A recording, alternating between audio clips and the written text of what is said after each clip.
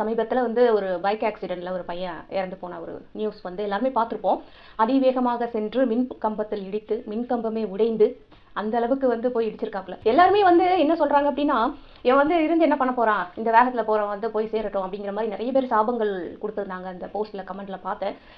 கோவம் தான், வேற எதுவும் கிடையாது. சாபம் கொடுக்குறாங்கன்னா எதுக்காக இப்படி போறான், இவனுக்குன்னு ஒரு குடும்பம் இருக்கு அப்படிங்கிற ஒரு நினைப்பு இல்லை இவனுக்கு அப்படின்னா வந்துட்டு அவன் வாழுறதுக்கு தகுதி இல்லாதவன் அப்படிங்கிறது உண்மையான ஒரு விஷயம் தான்.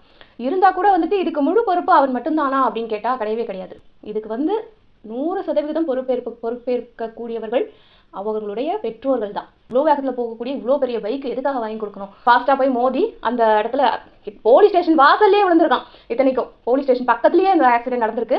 உடனே வந்து ஆம்புலன்ஸ் கால் பண்ணியிருக்காங்க. ஆம்புலன்ஸ் வரதுக்கு கொஞ்சம் லேட்டும் ஆயிருக்கு. பட்டி சைடில் அப்படின்னு சொன்னால் நம்ம கால் பண்ணோம்னா 10 நிமிஷத்தில் வந்துருது. இங்கெல்லாம் வந்துட்டு சில நேரங்களில் கால் பண்ணும்போது 10 நிமிஷத்துக்கு உள்ளவே வந்துடுறாங்க ஆம்புலன்ஸ்காரங்களை சொல்லி ஒன்றும் இதுக்கு குத்தம் சொல்ல முடியாது. நம்ம தான் வந்து கவனமாக இருக்கும்.